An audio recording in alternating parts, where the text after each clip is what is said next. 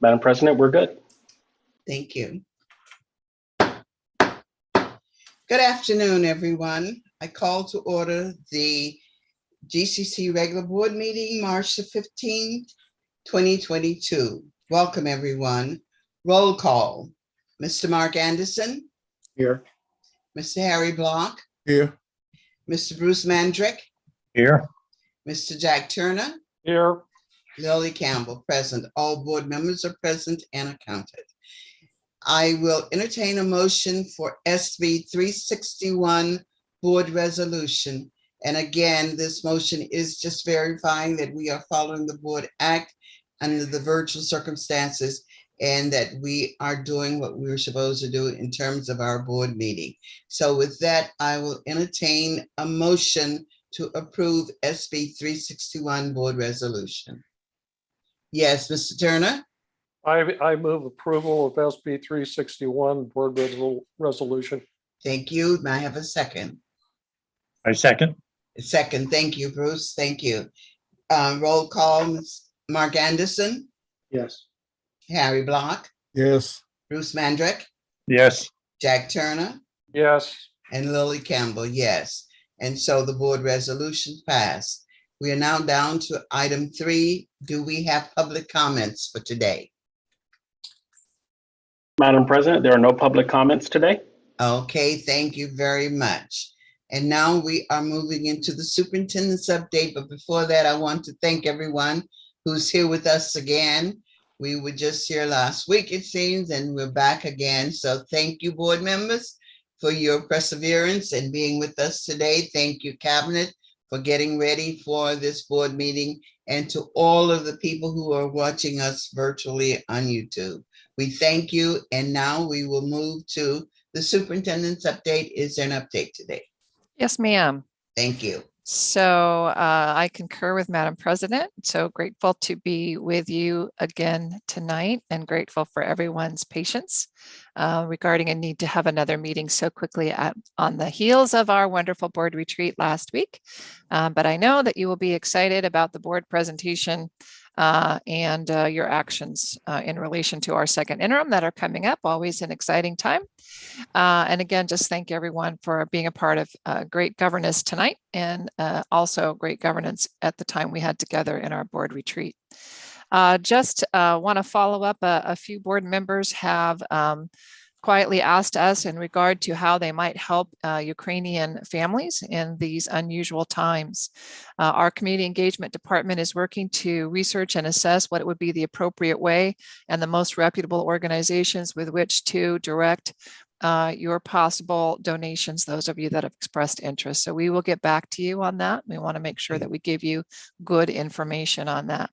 In terms of COVID-19, we want to just say that we have passed the 2-year mark. March 2020 was when we went into lockdown as a state and also closed our schools and went to virtual instruction. And this week, we kind of celebrated it by the unmasking or the lack of a masking update that came down. So very much appreciate the movement, hopefully towards more normal organizational matters without masks on whenever possible.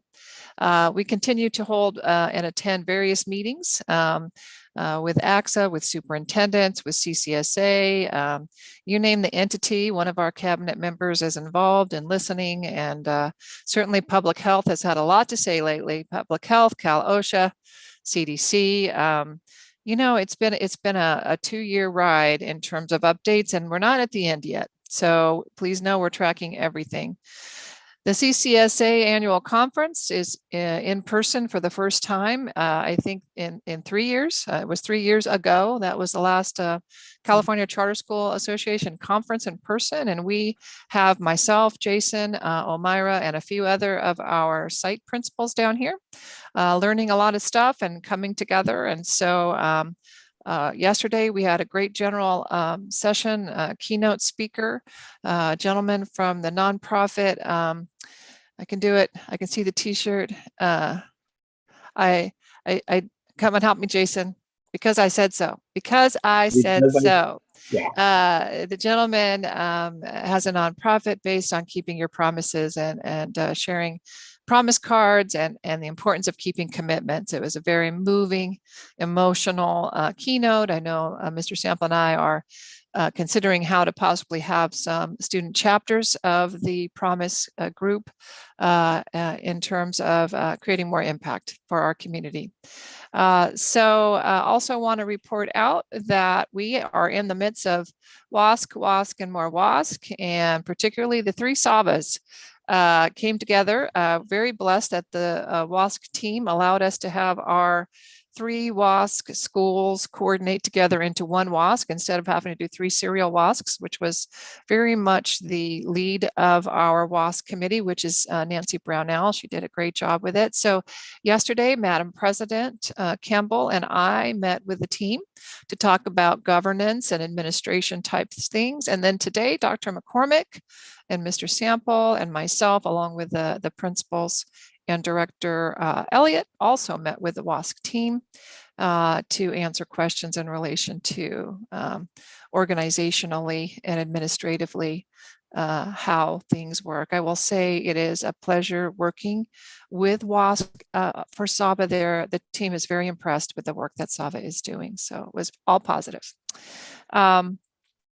Crucial Conversations is on its way. Like I said, it's somewhere around the 25 or 26th cohort. We keep arguing about which one it is, but it's a lot. How do I put that? There's a lot of cohorting for Crucial Conversations. Great team.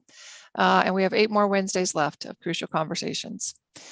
On Friday, we had a central office social, sort of. We had slippers, socks, and soup. The mask mandate had not gone away yet.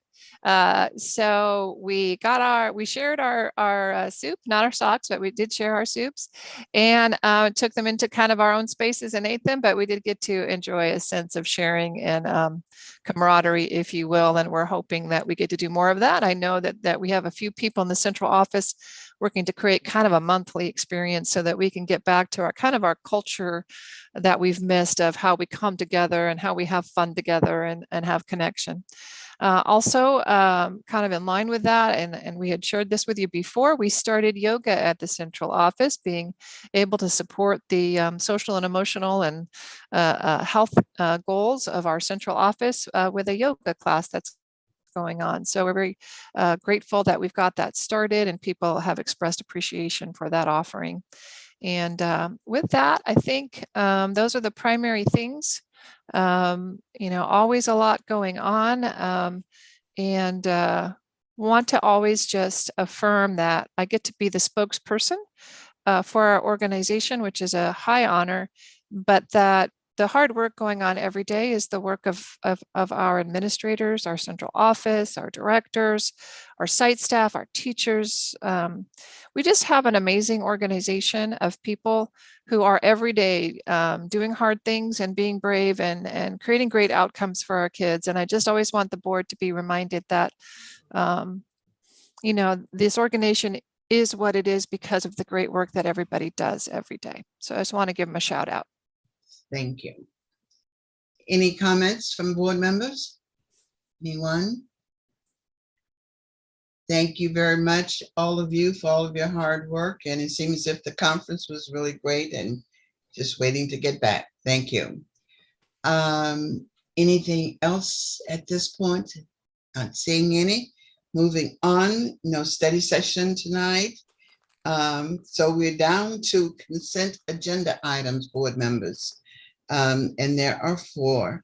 Personnel consent agenda, purchases over 30,000, GCC schools comprehensive curriculum list, and it goes with the William Act, and the revised travel reimbursement per diem rates. And all of this information was included in our backup. So with that, I will now entertain a motion for the consent agenda items. Mr. Mandrick, I'll move approval of the consent agenda. thank you. Mr. Turner, second. It has been moved in second. And now, any discussion? Yes, Mr. Turner. I have a question about the comprehensive curriculum list. Are all of the books now, or in theory books, all online, all Chromebooks? I mean, any hard editions anymore? Dr. McCormick can answer that. Yes, we still have the old school consumables as well as hard books, but a lot of digital components as well, both. Yeah, I've been out of the field so long, I was trying to remember things. Yeah. Okay. And also, Okay. as a point of contact, Dr. McCormick, this item is about, we have historically kind of popcorned curriculum approval, and it's a little messy and some things have gotten missed. And this is kind of related to some of our Williams Act That's it. compliance. Dr. McCormick, is that correct? That's correct. This allows us to make sure that we have a very clean adoption date for all of our curriculum, and then we'll continue to do our work to prepare to be in compliance with the Williams Act. Yes, and we discussed the Williams Act a little bit at our board retreat, and that's something that's prevalent now again. So, all right. Any other questions? Hearing none, seeing none. Roll call. Mark Anderson, Yes. Harry Block, Yes. Bruce Mandrick, Yes. Jack Turner, Yes. and Lola Campbell. Yes. Okay, the consent agenda items have been approved as printed. And now we are moving into the item number 8 under business. And that is to approve the second interim revised budget and financial report. So, Madam President, Madam Secretary, I'm sorry. It's all right. It's You know okay, what? thank you. We all answer to anything we're called. So I am gosh. I'm going to turn it over to Miss O'Meara, who is our Chief Business Okay. Official, who will give you a brief report on the second interim and answer any questions or concerns. So Great. Thank you. Hopefully you guys don't see any black screens. I'm on a laptop, so bear with me. So, you can see it. good It's fine. evening, board members. And we're here to talk about and review the second interim report and to get your approval tonight. So I'll go ahead and get started. So I will be talking and reviewing the LCFF revenues, the LCFF assumptions, the revenues, the expenditures, the fund balance, the risks that are currently looming, and then just a conclusion. So introduction is just to talk to you about what the interim report is composed of. And we have the original adopted budget, which was approved in June. You have the board approved operating budget, which is the first interim. You have the revised budget, which is your second interim. And then you have your expense and actuals through January 31st of 2022. This presentation will focus on the changes between first and second interim across all GCC sites. And then additional information is in the budget book. Okay, so here are some of the LCFF assumptions that I used also for the MYP. We have our average daily attendance. This is overall everybody combined. We have 4,440 with enrollment CBEDs of 4,875. You also have your lottery, your restricted 80 to 88 amounts of 163 and 65, unrestricted and restricted. Your mandated block grant, and then just some other assumptions, your STRS, PERS, your mandatories, and then here down below are your federal numbers. Let me move this on this side, see if you can see.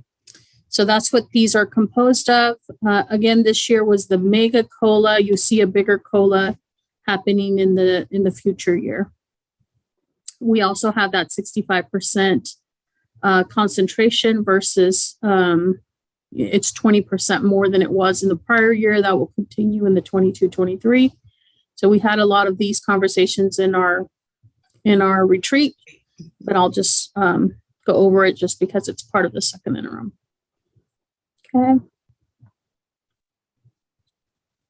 See if I can. There we go.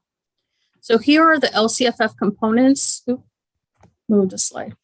So you have the LCFF base, you have the LCFF supplemental component, LCFF concentration, you have the Educator Protection Act, or also known as the EPA, and then you also have the property taxes. So down below is just a screenshot from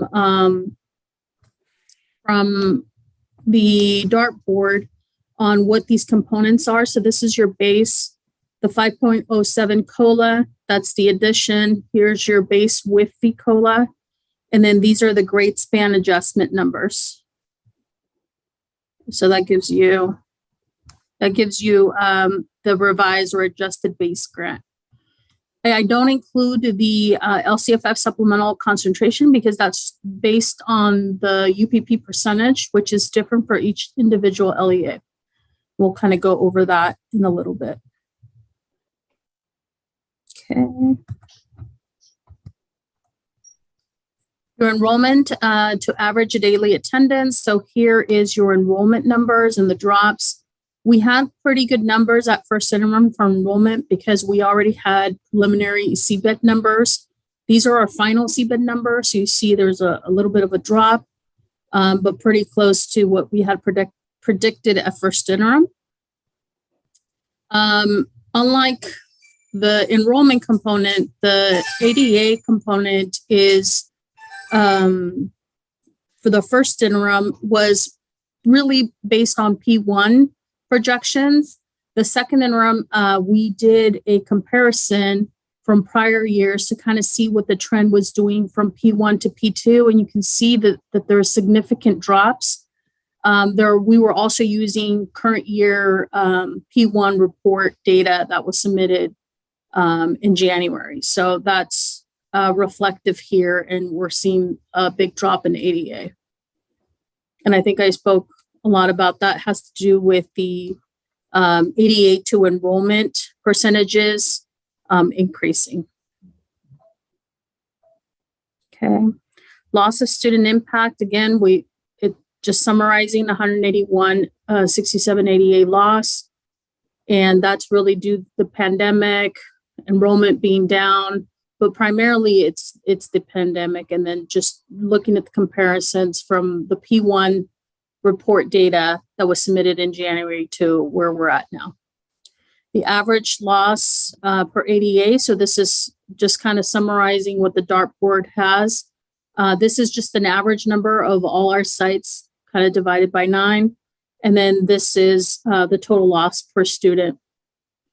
Overall, we're seeing that our LCFF revenue source is going down by 1.9 million from first interim. And that includes the UPP, or the unduplicated percent factor. So it would actually be much higher. I'll go over the unduplicated in just a bit so you can see what's happening with those numbers. And we're on to that slide. So on the unduplicated, we're actually seeing an increase. So I know that our data team, Sean and Adam, have worked really hard to identify our students and make sure that we're not losing any funds. So this really does offset some of the LCFF losses that we're seeing. So we have increased by 7.9% in our unduplicated people percentages, our population of free and reduced, homeless, youth, economically disadvantaged students. So that increases the funding for concentration and supplemental. So we're seeing that across all sites. All sites had positive variances, and it could have also been misidentified or just more efforts in trying to get people classified correctly. So kudos to that team. Here, we're going to go over the general fund revenues. So you see the LCFF resources from first interim to second interim have dropped. There's that 1.9 we were talking about. The federal revenue is going up a little bit by 170. The other state is going up significantly, and I'll talk about that. That's 6.1 million, which is really helping us in terms of sustaining our staff and continuing to provide the programs we're already providing. And then other local revenues is increasing by 286. So in total, the net increase in revenue is 4.6 from first interim to second interim. So for LCFF sources, obviously the decrease is due to the ADA decline. So that's the main source of how that number is driven. For federal, we have less one-time dollars deferred into the following year. So at first interim and at second interim, we're kind of determining, how much ESSER dollars are not going to get spent so we can record them in the following year. So we did the same type of practice for second interim, and we just left a little bit more money in the current year to ensure that we have enough money for our expenditures this year. And then we also have a new federal program that was awarded after first interim, the American Recovery Plan, or Homeless Child and Youth Program. So it's part of the same program. It's the American Recovery Plan, and that's the name of the program.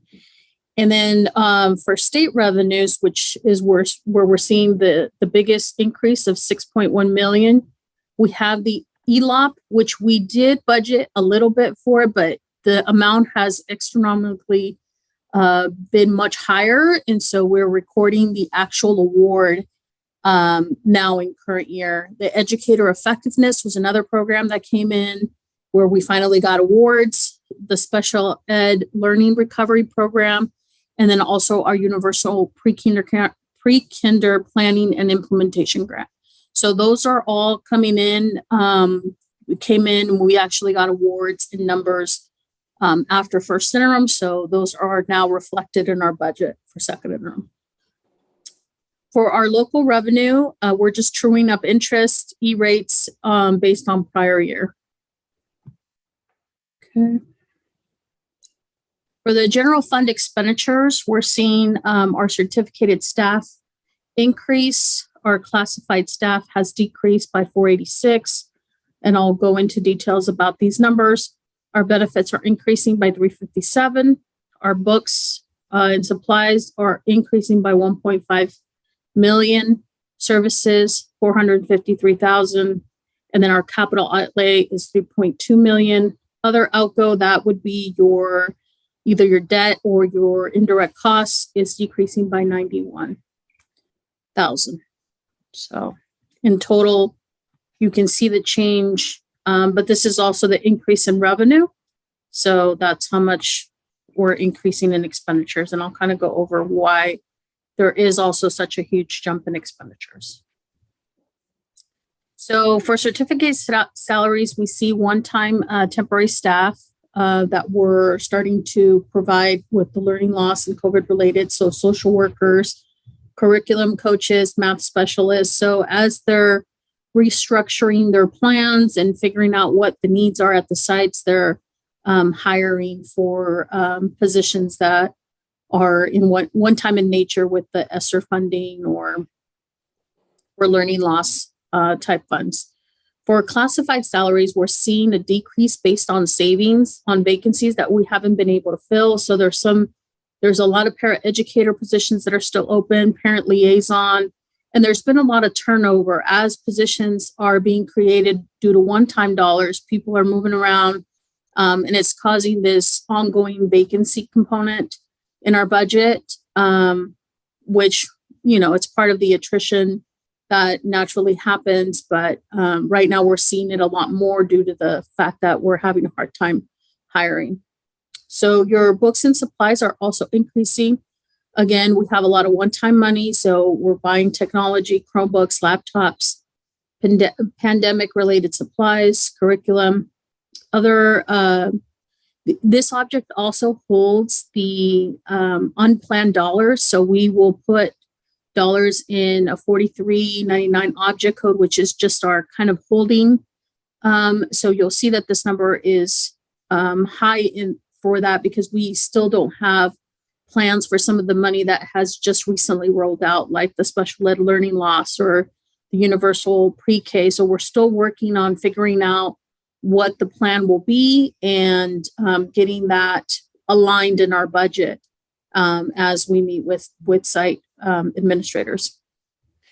For services and other, we see an increase in consultants to teach. So a lot of the ELOP is the Expanded Learning Opportunity Program.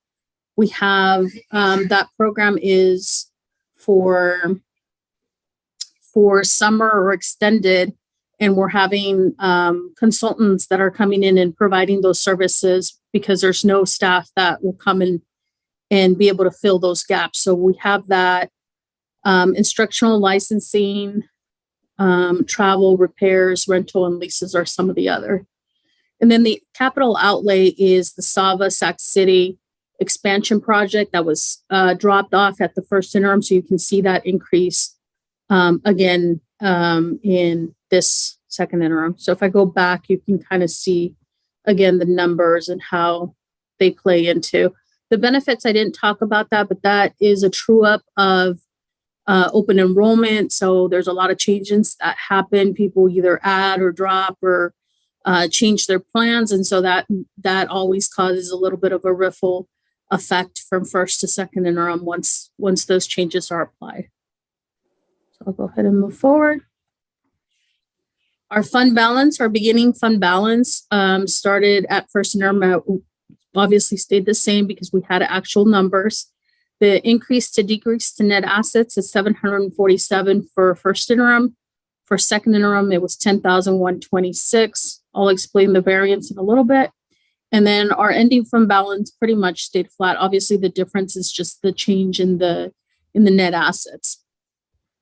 So the change in net assets is a combination of the expansion of the project, which would eat up some of those reserves. So that's eating up that 747 plus some. And then there on the other side, we have one-time fund balances like the educator effectiveness, the ELOP program we have to record the full revenue, but we're not recording full amounts of expenditures. And you can see that in the budget book where there's balances that are being rolled over for future years for the following year to be spent. Okay. Some of the risks is the war that's currently in play, that we might be able to see some effects on the U.S. economy. So we're still kind of seeing how that's going to play out. We have the STRS and PERS exponential increases. Those continue to go up. And then also the cliff. You have one-time revenues going away, which means there will be reduction in staff and other resources that we currently have for supply and services. We also have the ADA that's continuing to drop. There's pending legislation to help protect us. So we're hoping that something passes that will be able to help us for building our next year's budget. Okay. I just want to give special thanks to our budget and accounting team, Valerie, Yvonne, Norma, and Grayson. And then I have a quote. I ended with a quote last time, and I just wanted to end it with a quote this time again. Alone, we can do so little. Together, we can do so much. And this is by Helen Keller. So I just want to thank them. This is not just me. It's a team effort. And also to Dr. McCormick for her input in some of the program, special ed components and site principals. When we meet with them, they always give us input and feedback on their budgets. So I'll entertain any questions. If anybody has any questions.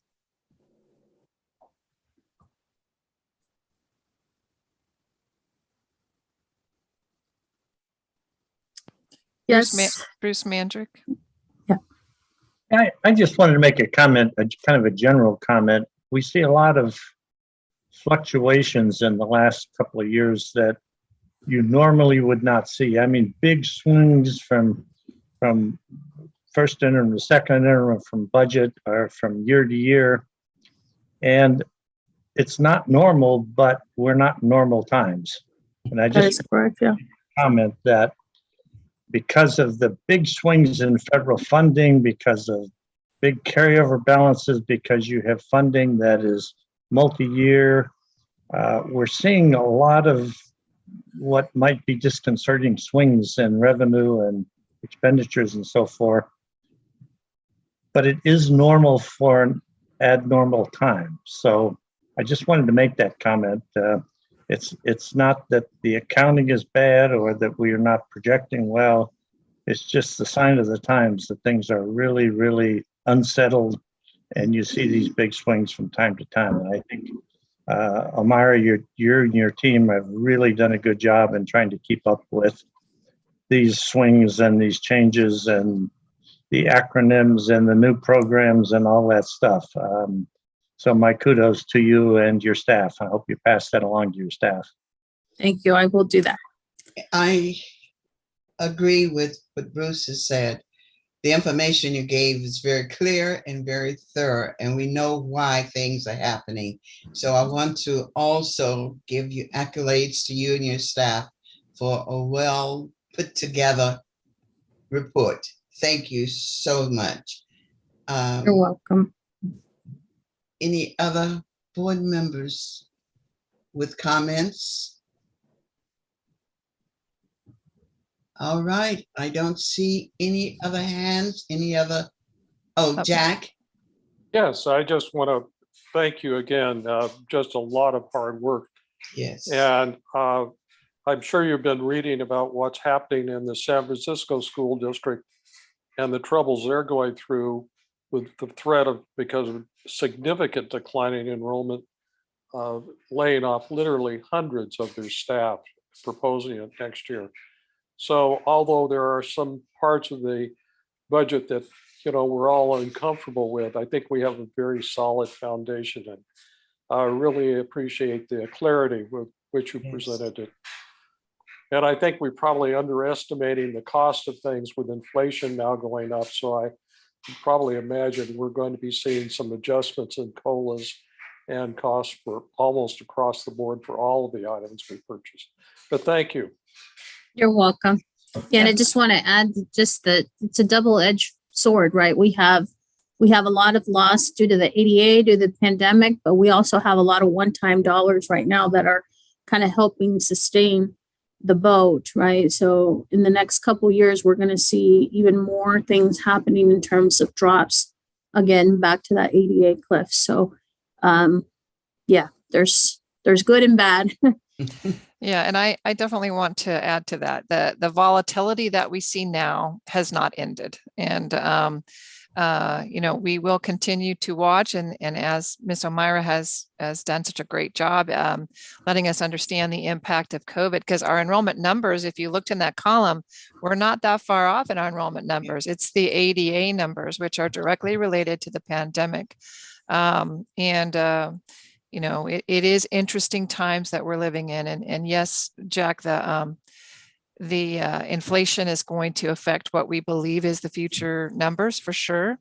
And as Ms. Omira has said, we're concerned. It looks pretty good right now with all the one-time monies, but the one-time monies aren't going to flow forever. And so some of Omira's tough conversations with principals is about staffing.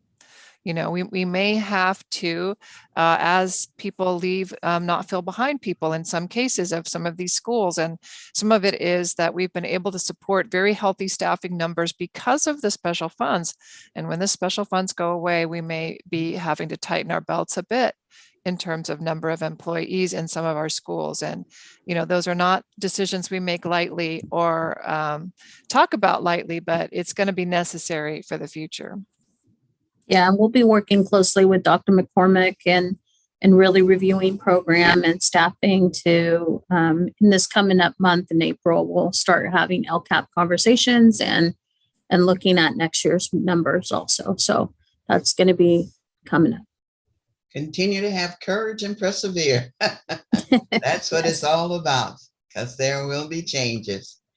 And now with that, I will entertain a motion to approve the second interim revised budget and financial report. So I will entertain a motion. Yes, Bruce. I will move to approve the second interim report. Okay, may I have a second? Oh, Mr. Anderson. I'll second that. All right, it has been moved in second. Roll call. Mr. Mark Anderson, Yes. Mr. Harry Block, Yes. Mr. Bruce Mandrick, Yes. Mr. Jack Turner, Yes. Lily Campbell, yes. The second interim revised budget and financial report has been approved unanimously. Thank you again to Ms. O'Meara and her staff for a very well presented report. And so with that, we will move to item 2 under business, 2017-2018 reserves net assess transfer. So I will just address it as Okay, O'Meara's coming up just briefly, and then she'll take over. But I do want to remind the board that we have thoroughly discussed this in terms of the board retreat, and the board should be well aware of this item. And so Ms. O'Meara will briefly touch upon it before we take action. yes. Okay. Ms. O'Meara, we're ready. I was muted. Okay, so here we go. It's going to be a really short presentation, just kind of outline what was submitted in the board agenda in terms of what we're transferring and the purpose of why we're transferring. So in 1819 was the last year, Sava Twin Rivers operated as one LEA. We are having to figure out how to move the liquid cash over to the Sava Sac City campus and the Sava Elk Grove campus. That component never happened in 1920 to be able to reflect. Actually, let me back up and correct myself. So in 2017, 2018 was the last year they were operating as one. In 1819, there should have been a transfer moving the liquid cash over to Sava Sac City and Sava Elk Grove. Here is the components of the liquid cash, and I'll kind of go over where we picked up these numbers. This is the total of liquid cash combined as of the 17-18 ending fund balance or ending year-end actuals, and I'll kind of go over that number. This number then feeds into the 4.2 up here, and then this is your P3 or your final 18-19 ADA numbers, and what would belong to each of them based on a weighted average on CBEDs. Okay, so we'll go on to the next slide. So the next slide is just the audit. We did have a conversation with our auditors, with Gilbert and Associates. We spoke to the lead, Sarah, which presented our audit this last, was it in February? We had her come in and do a presentation on the audit. So we met with her, and she was able to kind of tell us what number was the most appropriate number to use. So we picked up the cash equivalents, the accounts receivable, and then also the accounts payable and expenses to come up with the liquid cash. So when you look at these numbers, that's what where they're coming from, right? You have the 4.6 minus your accounts payable and your accrued expenses, the 390, and that's how we come up with our liquid cash. So that was a conversation with her and her recommendation on how we move this transfer over. There is other components which we're still reviewing, which would be the property and equipment of net assets. So we would look at that, but because there's been depreciation, the number is no longer the 1.2. So obviously at this point in time, our assets are valued at a certain rate, but because of it's been depreciated since then the number is going to change. So once we have that information, if it's material and it's something that needs to come back to you, we will bring that back to you. But for now, we're just moving what is going to be done in the system. Like I said, the net assets and property component is offline. So if that happens, we will work with our auditors to ensure that that's something that we do correctly and that they review before we move forward. Right. So the recommendation is we're asking the board tonight to move the liquid cash balances that should have been moved at the 17-18 year end to follow the students for Sava Elk Grove Unified and Sava Sac City. And that is the end of my presentation. So I'll entertain any questions you might have or comments. Any questions before we take a motion? Okay. I don't see any hands, so I will first entertain a motion for discussion. Mr. Turner, Move approval. Move approval. Thank you. A second, Bruce. Yeah, go ahead. Oh, okay. Okay. I second it, and I think it's a long time coming, and it's a very appropriate action. Okay. All right. We have a motion and a second. Do we have any other discussions or questions at this point? Any other discussions or questions? Seeing no hands, roll call. Mark Anderson? Did Mark go offline? I think he did. Harry Block? Yep. Yes. Bruce Mandrick? Yes. Jack Turner? Yes. Madam Lily President, Campbell, yes. Mark Mark- Anderson? Matt Garnison is Yes. present. Yes, okay, thank you. Unanimously passed all board members, so thank you very much. And again, thank you for this information. Like you say, it was time for the staff, and thank you. Thank you. All right, okay, we said it would be a short meeting, and we are down to board comments. Item number 13. Any board comments from anyone? Boy, you guys are ready, okay? I just have one. You heard our superintendent talk about the loss on yesterday, and it was a pleasure to spend an hour with the committee and Sava. So thank you for that opportunity. And I know it's going to turn out very well because Sava is doing so much and it's well worth it. So thank you. I enjoyed having the time to be with them yesterday morning. So anything else, board members? I would just want to say one last thing, Madam President, which is I really, again, want to reaffirm the board for their willingness to spend another evening with us in order to get our second interim approved with excellence. So thank you for your commitment. And I want to thank them also, which I did before. So thank you, board members. As I stated yesterday in my evaluation, it's just a pleasure to work with this board.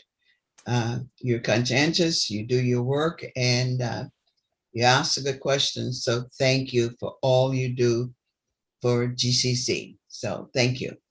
All right.